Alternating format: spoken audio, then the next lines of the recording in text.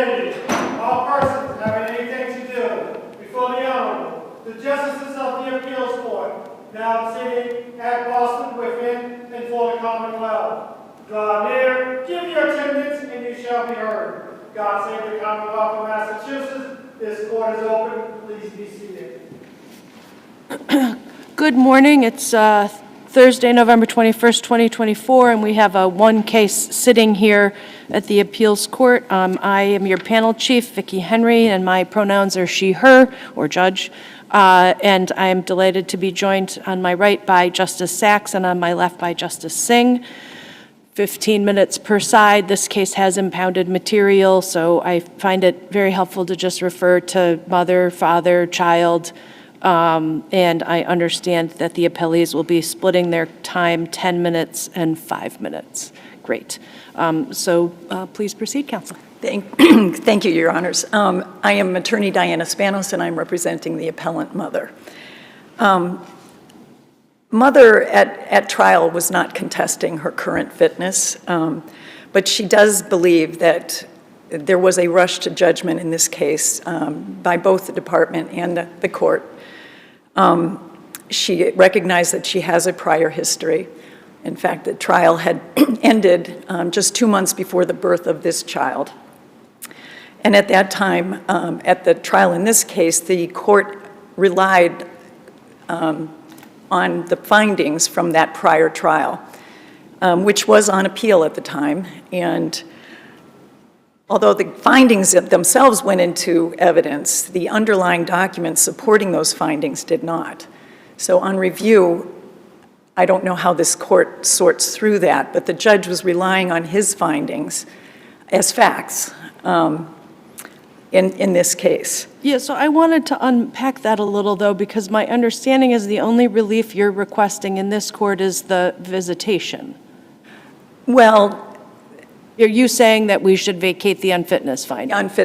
No, not the unfitness part, the termination. That termination was not necessary. I mean, the court does not have to terminate parental rights and end legal parental rights to provide permanency for the child. It's only when that is deemed to be in the child's best interest.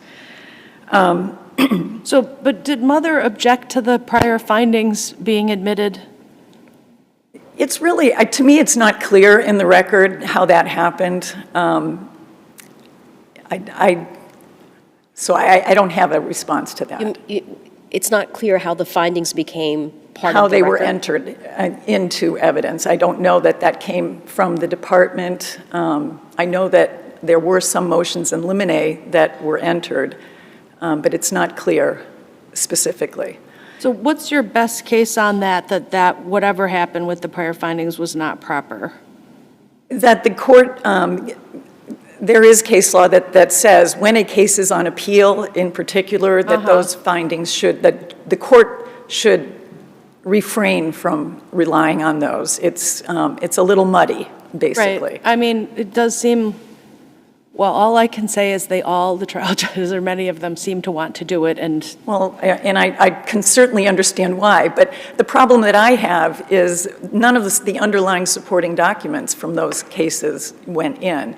And so in terms of mother's ability to be able to cross-examine any of those witnesses.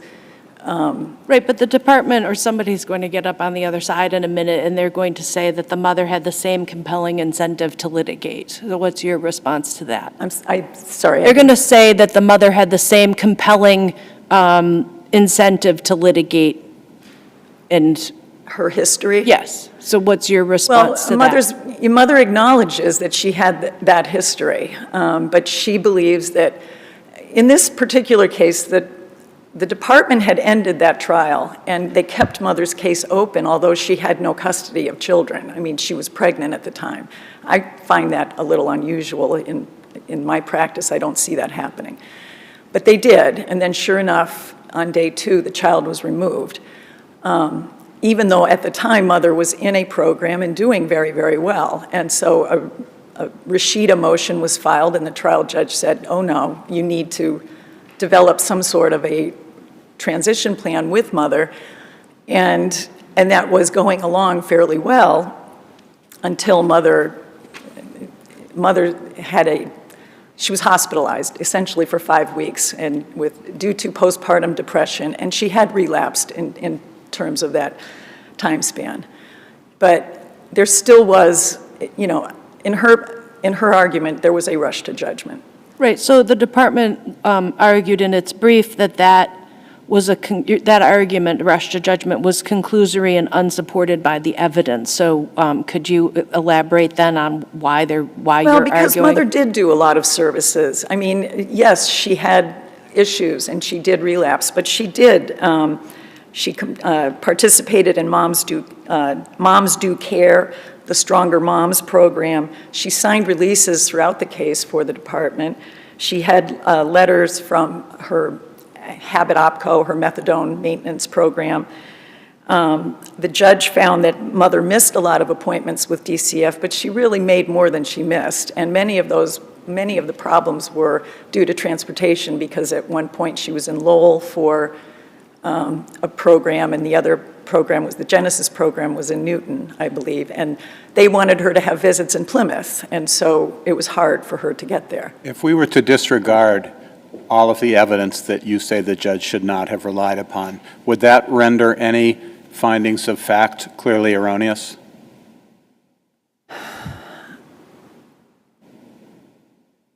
No, I don't believe so. I'm still going to go back to my argument that termination should only occur.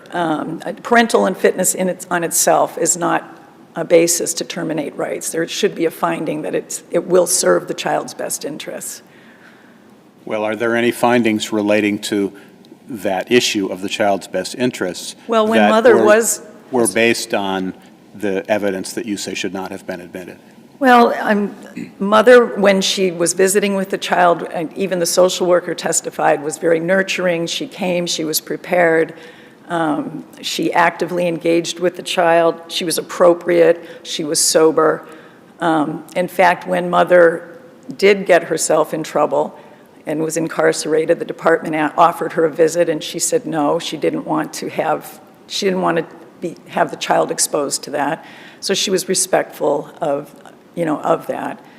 And I want to kind of get to the visitation piece of it, because at the same time, the judge had ordered 2 annual visits a year for mother's 4 other children based on the bond that she had with them. And, when she's a good mom, she's a good mom. Yes, she has struggled with mental health and substance abuse, issues, but she was always appropriate with her children when she was there and present. And the court realized that and gave her 2 visits a year. But is it,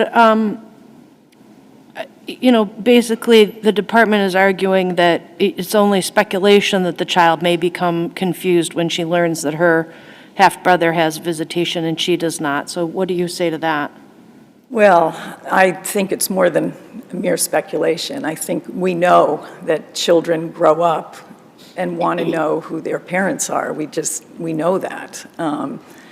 And this is a case where it's not even just the brother that she lives with, but she's visiting weekly with another one of her half-siblings, and then monthly with the other 2 half-siblings. And yes, she's very young now, but she's going to realize, because they're going to talk and they know mom and she doesn't. I just think it's unrealistic to think that this child isn't going to grow up with questions. And with an order of supervised visitation, there's a way to introduce that and in very safe ways. You can put in all kinds of safeguards that this child would never be at risk. It would just be to satisfy, I think, the obvious issue that someday this child is going to wonder why. I mean... Well, but nothing prevents the adoptive family from allowing the visitation, does it? I think in part, well, I don't want to argue that, I'll be outside the record, but I just think that there would be an issue. I don't see that happening. The mother doesn't see that happening. Is there anything on the record that would tell us that that would be an issue? No, there is not.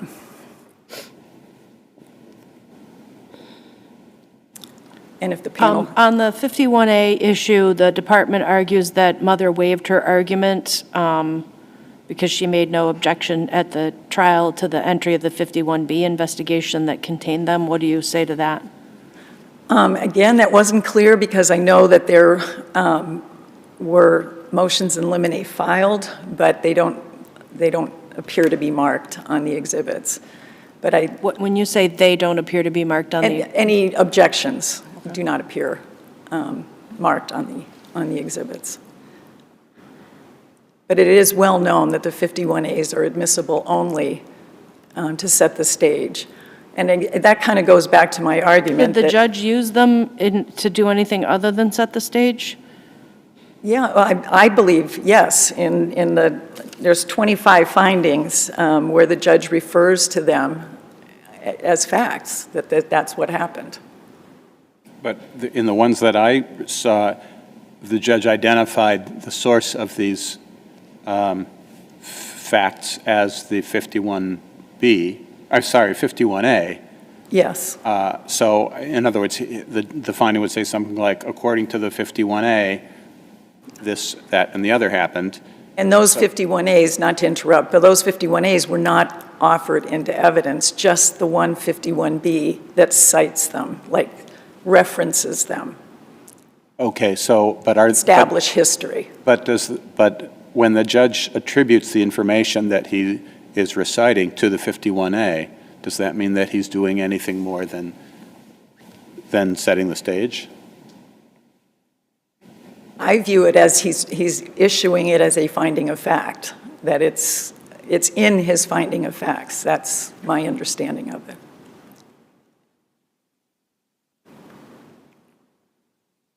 And if the panel has no further questions, I will rely on my brief. Thank you for your consideration.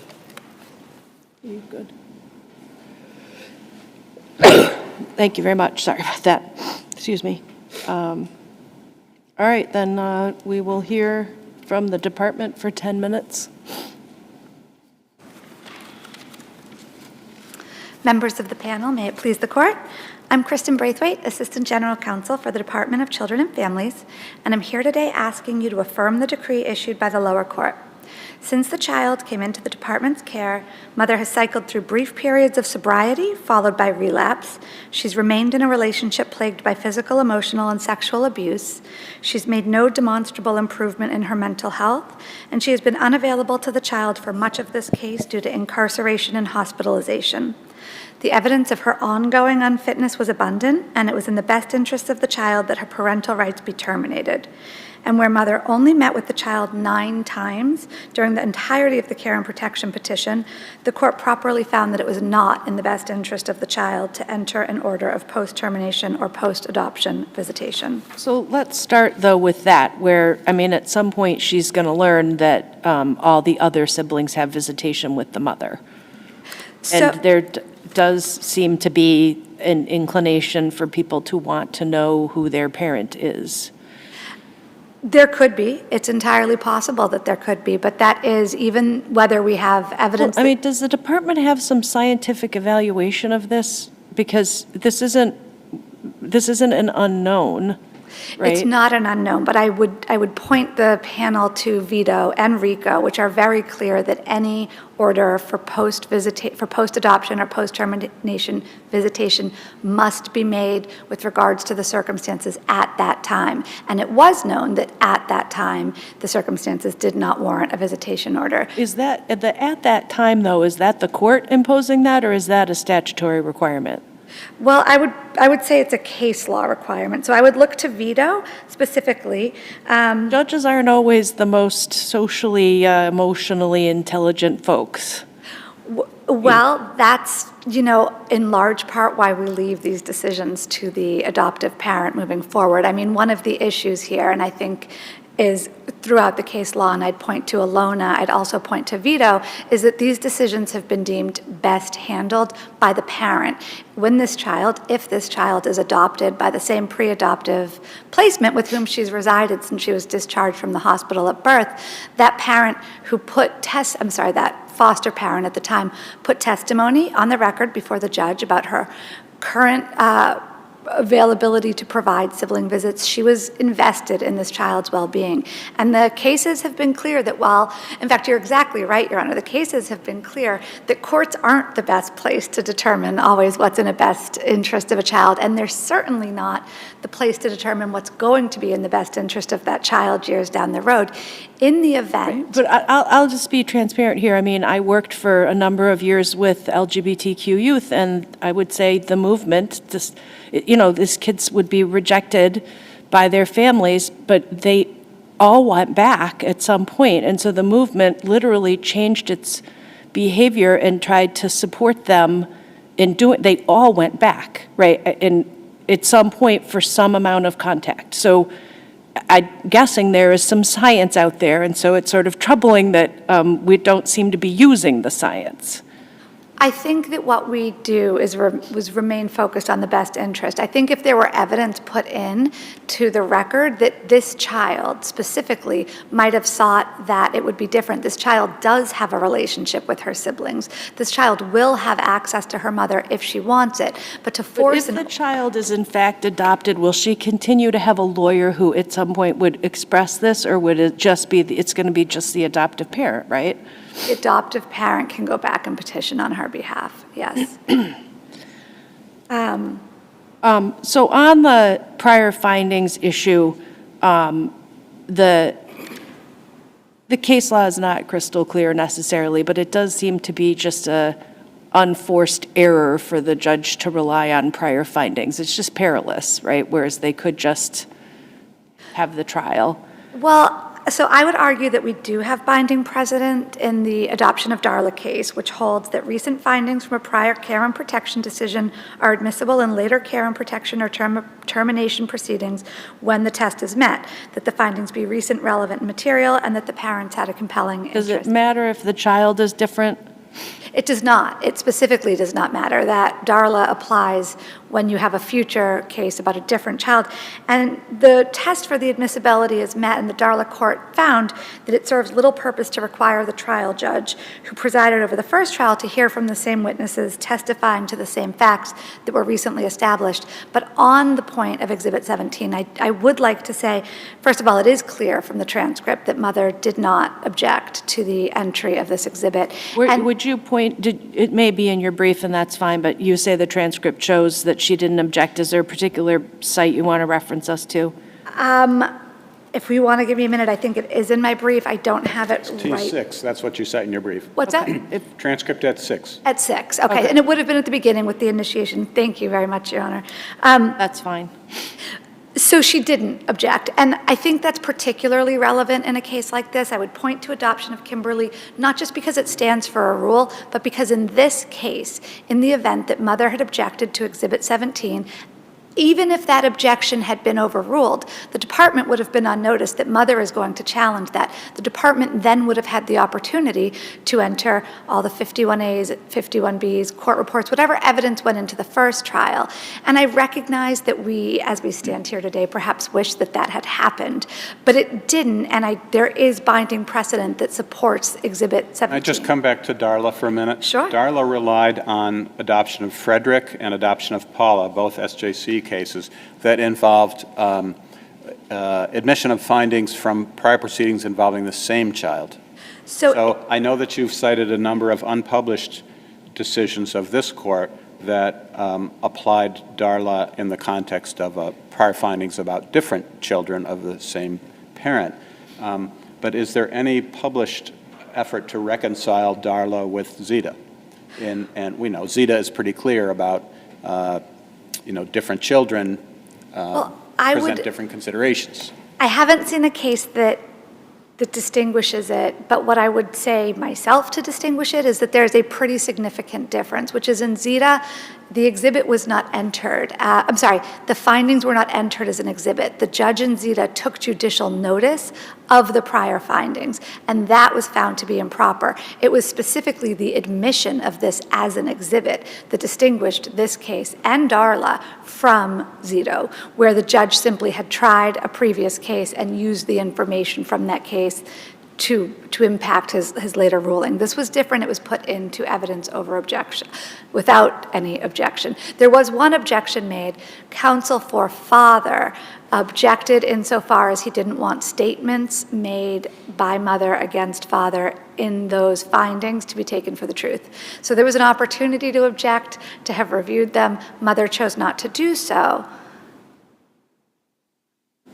What about the 51As? The mother's counsel argues that when the judge said the 51A says X, that was a finding, that X actually was a fact. So, as an initial matter, the court explicitly noted that it abided by the statutory limitations imposed on 51A reports for setting the stage, and without any showing that this was a misrepresentation, the judge's assertion is conclusive. And I would point the court to Berta v. Town of Spencer, when the judge has stated that he or she has done something without evidence that that is a misstatement or a falsification that is taken as true. So I think that overcomes this argument in entirety. I also Can you unpack that for me? Just repeat it. I'm not following you. Here, You're saying the judge is just making a statement that the 51A says that. the judge made a statement that he took the 51As to set the stage as required by statute. So he wasn't making a finding that the statement was true. It was to set, he, in reviewing the 51As, he abided by the statutory limitations. And I think his statement is conclusive without a showing that there was some way in which that statement was not complete. I don't want to interrupt you, but if I could say one more thing about Exhibit 17, if that's okay. Sure. I just want to frame how impactful Exhibit 17 was or was not to this case, because I think a big issue has been made of it. There were 207 findings of fact. 20 of those findings failed to identify their source. Of those 20 findings, 18 address facts that only post-date the initial findings. So of those 20 that don't name a source, 18 cannot be with regards to Exhibit 17. One, finding of fact number 108 details mother's positive drug screens while pregnant. The record reflects that was learned in the investigation after the findings. So there's only one finding of fact, that's 105, which details what mother's action plan tasks were, which could potentially be attributed to Exhibit 17. Finding 108? Yes, in finding 108. It doesn't seem to refer to Exhibit 17. So these 20 that I'm talking about don't refer to any exhibits whatsoever. And it was raised in mother's brief that we don't know where the judge got that, and perhaps they were from Exhibit 17 and it was used more, but they weren't. In going through them, they're post-dating the January 2022 date that those findings were issued, with the exception of one, fact 105. And then in the findings attributed to Exhibit 17 only, there are 18, and each of these contain information that could have easily been admitted via different sources were the department on notice that this was an objected exhibit. And so again, relying on Darla, the court and the department, I would argue, had a very good faith belief that this was a proper admission, and with no notice that there was an objection, they did not have any opportunity to cure whatever evidence might be missing if we were to take Exhibit 17. And then the final thing I really want to say about that, and I'm over time, is that there was abundant evidence, not only of mother's unfitness, but also of her ongoing pattern of unfitness over 13 and a half months, and that it was proper to terminate these rights. She visited the child 9 times. There was evidence that it was proper to award no visitation. Even without Exhibit 17, the evidentiary standards were met. I'm sorry for going over. Any other questions? Okay, thank you. Thank you, Your Honors. For counsel from the child.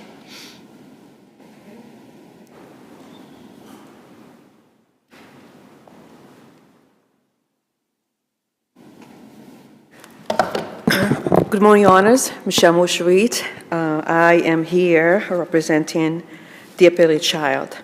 I'm here to ask this court to affirm the lower court's decision for the following reasons.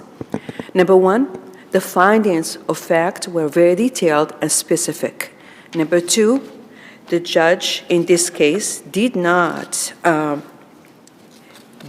rightfully admitted the evidence on Exhibit 17 from previous care and protection.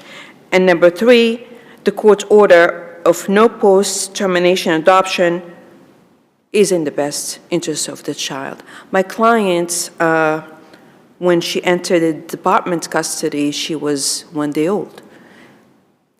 She has never been at home with her parents. Mother was never the caregiver of the child. The only home that this child knows is the pre-adoptive home. The only mother that this child knows is the pre-adoptive mother. So the mother argues, though, that the judge failed to explain why he had denied post-termination visitation. What do you say to that? Justice Henry, even if the parents' rights were terminated, that doesn't mean they're entitled to visit. The visits are ordered if and only if it's in the best interest of the child. In this case, the visits were not in the best interest of the child. The child doesn't know the mother. 9 visits in 13 months does not constitute a bond. So I would argue that there was no abuse of discretion when the judge did not order any visits, as he rightfully found that the visits are not in the best interest of the child. The other point I'd like to point to is to you, Justice Henry, about the evidence from previous case admitted in this case. I would point out to Luke.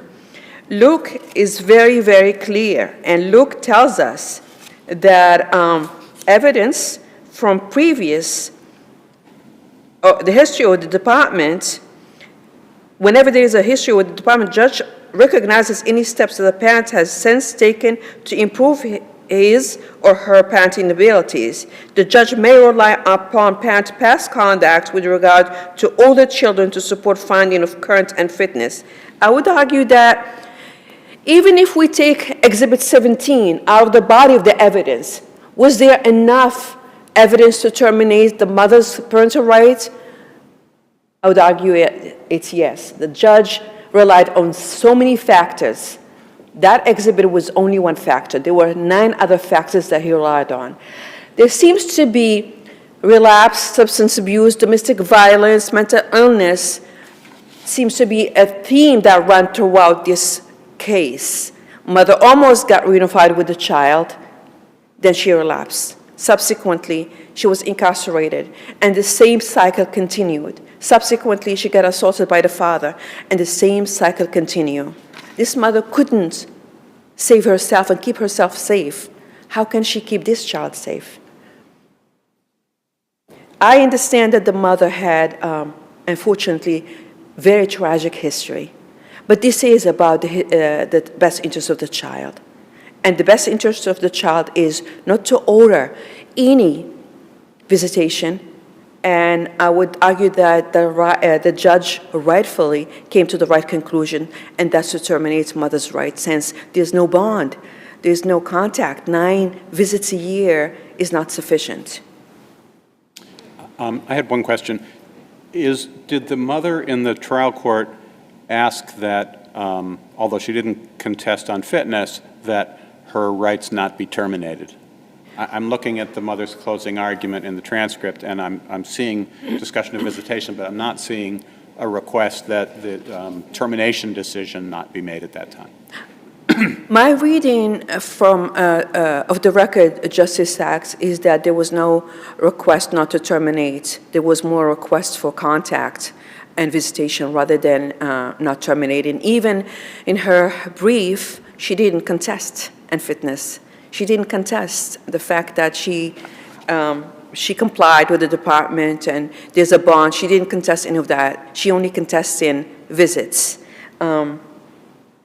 I see my time is running. If there are no other questions, I would rest on my brief. Thank you very much. The Thank case you. is submitted, and that ends this sitting of the appeals court. Thank you very much to our staff for your assistance in making this happen. Thank you. Court all rise, please.